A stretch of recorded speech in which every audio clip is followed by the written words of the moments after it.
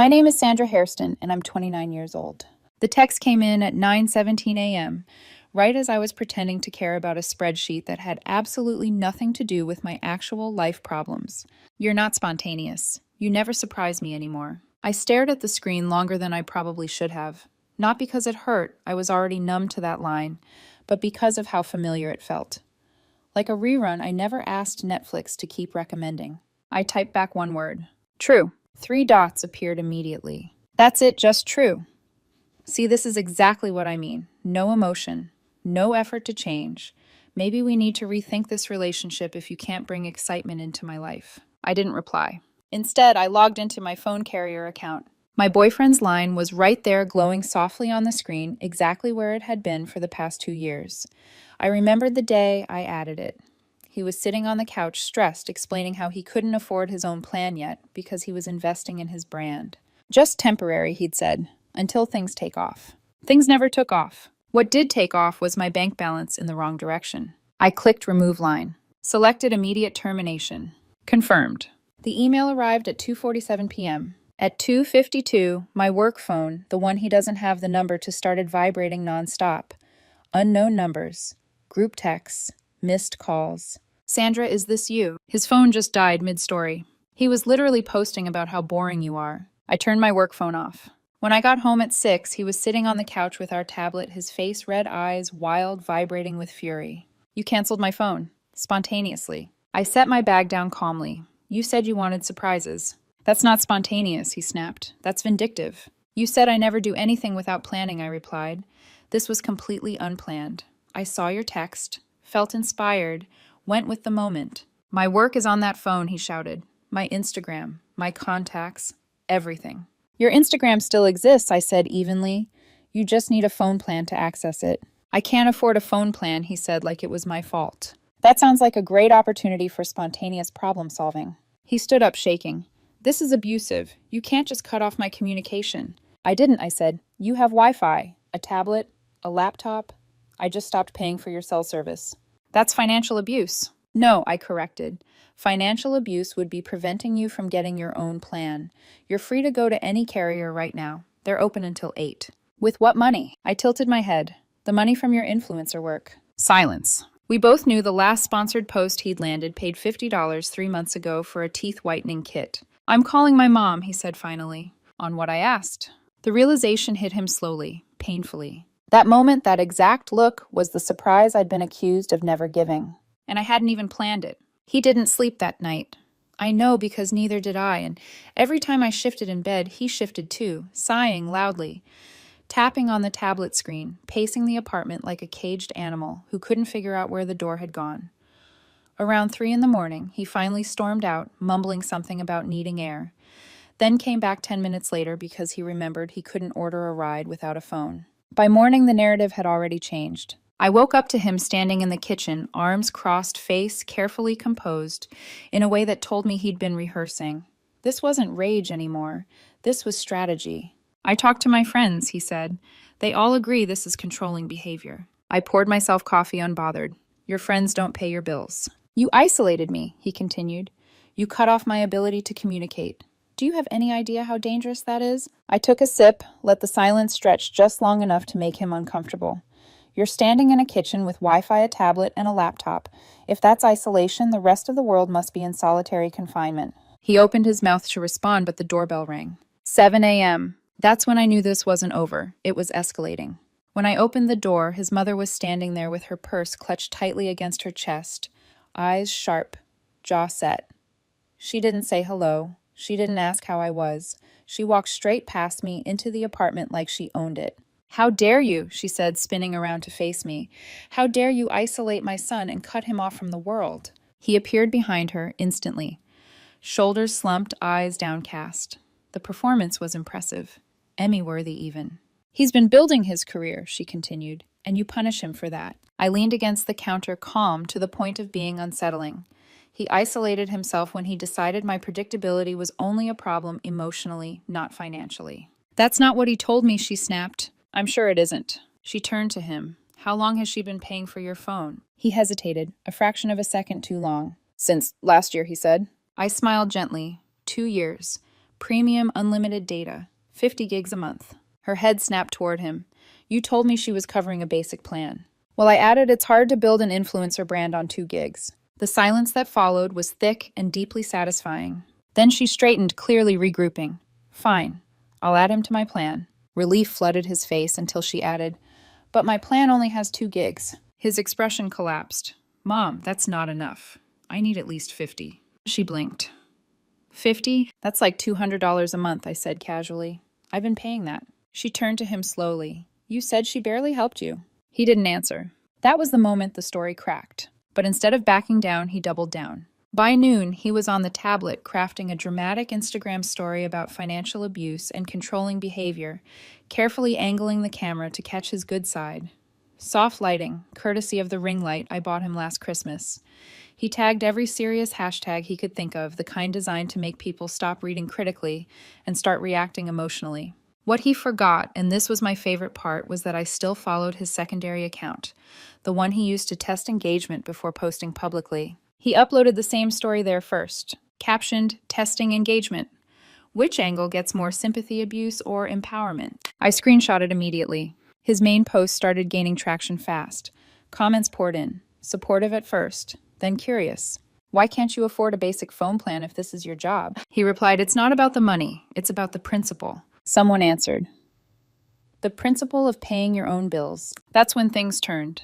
By evening, his best friend called me on my actual phone, the one I pay for myself. You need to fix this, she said without greeting. Fix what? He's spiraling. He can't work without his phone. McDonald's is hiring, I said. They'll give him a headset.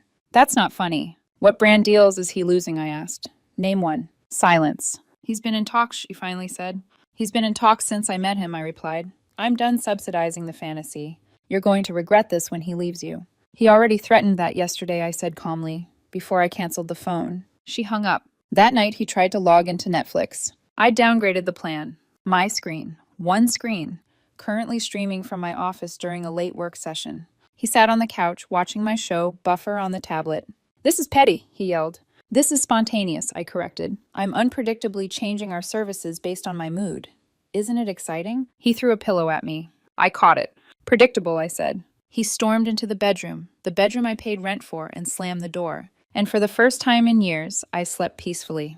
By the 3rd day, desperation had replaced anger. He woke up with a new personality, determined, righteous, almost cheerful in a brittle way that made my skin crawl. The kind of energy people get right before they make terrible decisions and convince themselves it's growth. I'm taking control of my life, he announced while aggressively stirring instant oatmeal. I'm getting a real job. I looked up from my laptop. That's great. And I meant it. I really did. Because for the first time since we'd met, the fantasy was being forced to confront reality. His mother was thrilled, proud even. She helped him update his resume, suggested marketing roles, junior social media positions, anything that sounded adjacent to the identity he'd been claiming for years. He applied everywhere on the tablet, on the laptop, hunched over cafe Wi-Fi because I'd changed the password before leaving for work, spontaneously.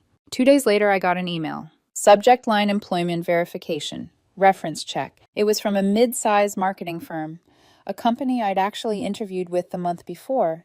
They were excited about his application and wanted to verify his employment history. Specifically, his claim that he'd been my social media manager for 3 years. I stared at the screen for a long moment, then laughed, not loudly, not bitterly. Just a quiet, exhausted laugh that came from realizing how deep the delusion went. I replied honestly. I want to be transparent. He has never been employed by me in any capacity. He does not manage my social media. He occasionally takes photos of food. That was it. No embellishment, no revenge, just the truth. He found out an hour later when they called his flip phone, the one his mom had finally bought him out of sheer exhaustion. The scream echoed through the apartment. You sabotaged me. I didn't even flinch. You lied on your application. I manage your social media. I don't have social media. That's because you told me not to. I advised you not to, I said evenly. Because you were paranoid about your exes. That's management. That's insecurity. He broke then. Real tears this time. Ugly ones. The kind that come when someone realizes the safety net is gone and the ground underneath is very solid and very cold. Why are you being so cruel? He asked, voice cracking.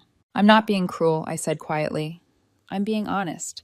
For 3 years I enabled your fantasy. I paid for it. I defended it. I protected it from reality. I'm done. So what, he snapped. You want me to be homeless? No, I said. I want you to be employed. Or move back in with your parents. Or figure it out like every other adult. You changed, he accused. I used to be a doormat, I replied. You complained about that too. Remember saying I was too accommodating. He had nothing to say to that. So he reached for the nuclear option. While I was in the other room, he logged into Facebook on the tablet and started messaging my mother. Long paragraphs.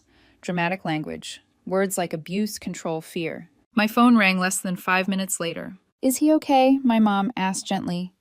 He's sending concerning messages. He's fine, I said. I just stopped paying for his phone. There was a pause. Oh, she said. Good for you. I smiled. Your father says you can crash here if you need to, she added. Also want me to block him. Maybe screenshot first, I said. Already did. The victim narrative unraveled quickly after that. That evening, our neighbor knocked on the door. He was holding a food delivery bag. He said he didn't have cash to tip, the neighbor said awkwardly. I handed the delivery guy the tip directly. He grabbed the sushi, slammed the door, and shouted from inside, I'm moving out. Okay, I said. When? As soon as I find a place. Cool, rent's due in a week. Your half is $900. I'm not paying rent if I'm moving out. Then you're moving out today. You can't evict me. You're not on the lease, I said calmly. You're a guest who overstayed. The sushi didn't taste very good after that. He didn't move out that day. Of course he didn't. Instead, he entered what I can only describe as a prolonged performance of victimhood stretched out over a week, punctuated by dramatic sighs, half-packed boxes, and constant complaints about how hostile the apartment felt now that I'd stopped cushioning him from reality. For 4 days, apartment hunting became his full-time job, which mostly meant scrolling listings on the tablet and rejecting every option for reasons that had nothing to do with affordability and everything to do with aesthetics. Too small, too dark, bad lighting, no good angles for content. Meanwhile, I started being spontaneous in ways that apparently made him deeply uncomfortable. I changed the Wi-Fi password before leaving for work. He had to walk to Starbucks to post anything. I rearranged the living room furniture while he was gone. He said it stressed him out. I stopped cooking our usual rotation of meals and made something different every night. Curry one evening, stir-fry the next. This is weird, he snapped one night, pushing his plate away. Why can't you just be normal? I thought you wanted spontaneous, I said. Not like this. So how, I asked, genuinely curious.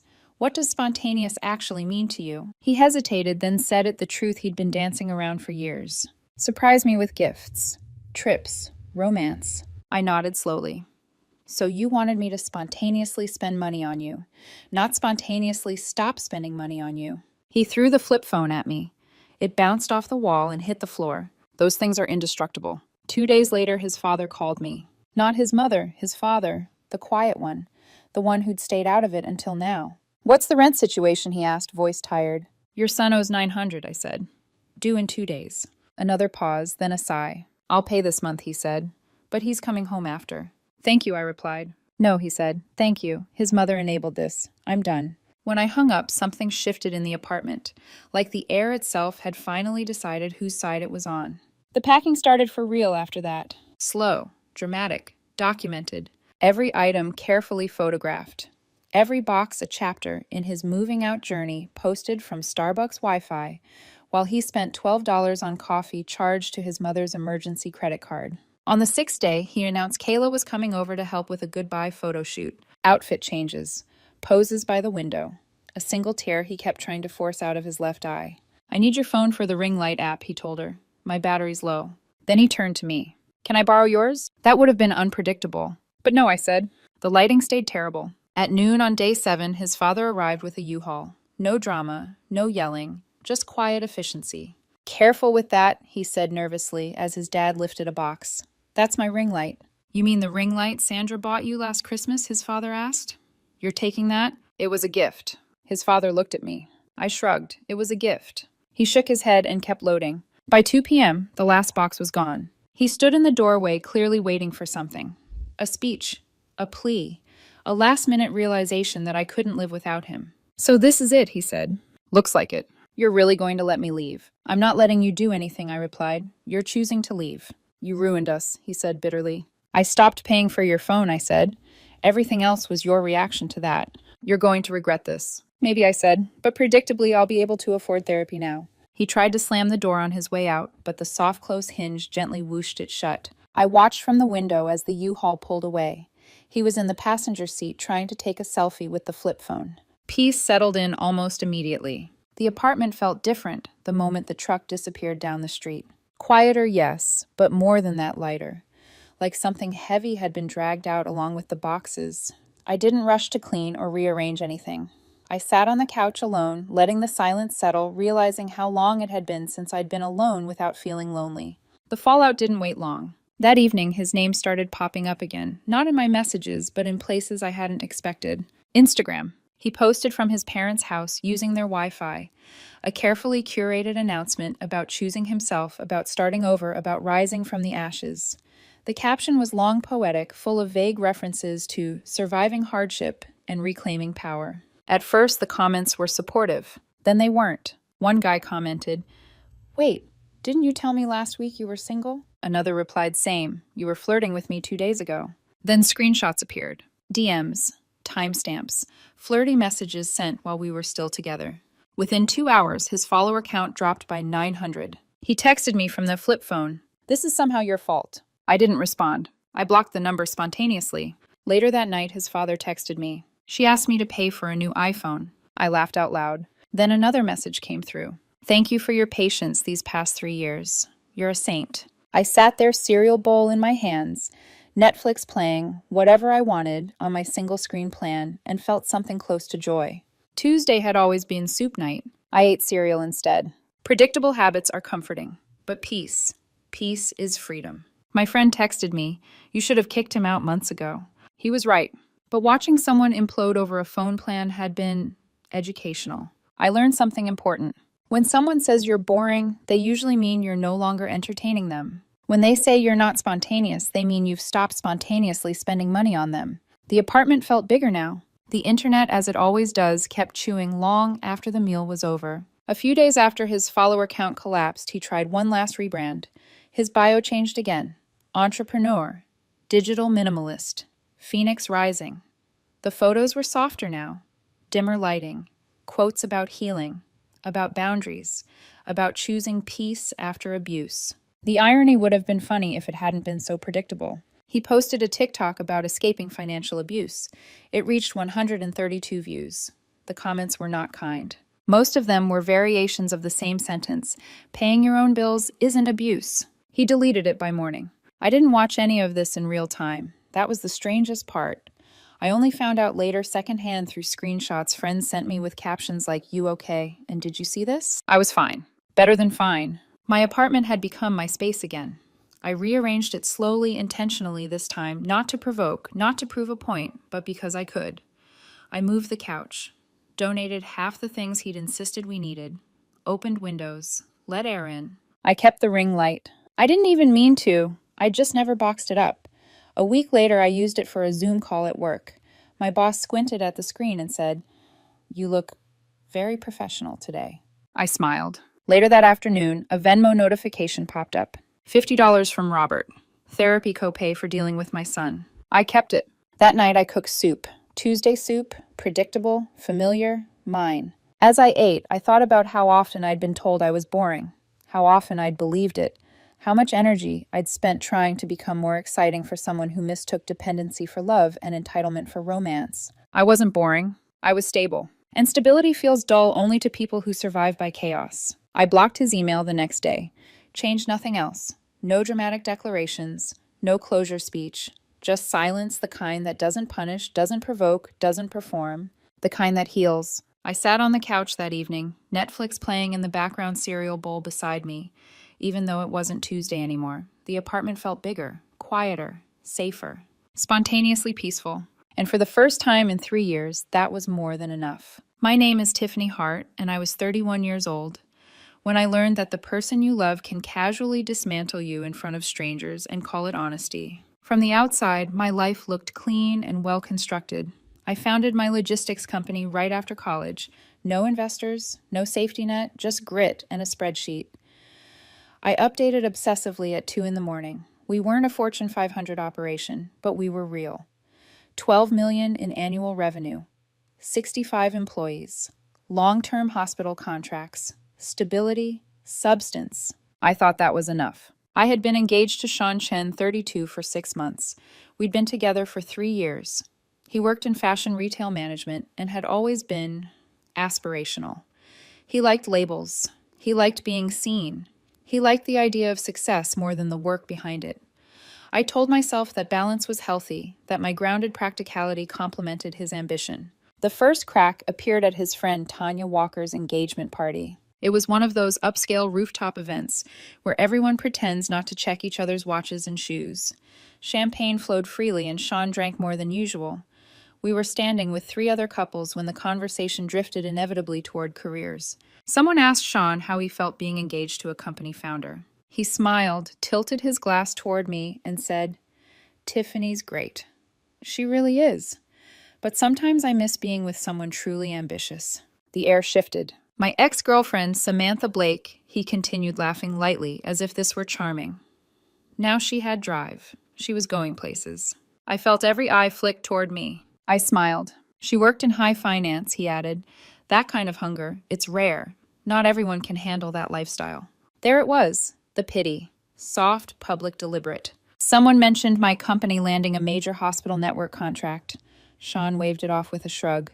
"It's cute, but it's not exactly high finance, is it?" I excused myself and went to the bar. What Sean didn't know, what he could never have imagined, was that Samantha Blake had applied to work for me 3 months earlier. I remembered her name instantly when I'd seen the resume. 2 years at Goldman Sachs. Analyst. Then 3 startups. All failed. 8 months unemployed. At the time I'd passed. That night, holding a glass of wine I didn't finish, I made a different decision. Monday morning arrived with the kind of quiet that always settles over my office before the city fully wakes up. I liked being there early before the phones started ringing, before the warehouse floor buzzed to life, before people needed answers from me. That morning, I needed the silence. I closed my office door and stared at the resume on my desk. Samantha Blake, 2 years at Goldman Sachs. Analyst. That was the line Sean had loved repeating whenever he talked about her, always with a reverent tone, like her job title was proof of her worth, and by extension, proof of what he believed ambition should look like. Below that line, though, the resume told a much quieter story. 3 startups in less than 2 years. Each one folded. Each departure explained away with vague phrases about market conditions and strategic pivots. 8 months unemployed. At the time she'd applied, I'd passed without a second thought. I didn't need another operations manager, and her experience felt scattered more narrative than substance. But now, with Sean's voice still echoing in my head, truly ambitious, I found myself picking up the phone. "Rachel," I said, when my HR director answered, "do you remember a candidate named Samantha Blake applied for operations manager a few months back?" There was a pause as she pulled up the file. "Yes, former finance background. We didn't move forward. I want to interview her." Another pause, longer this time.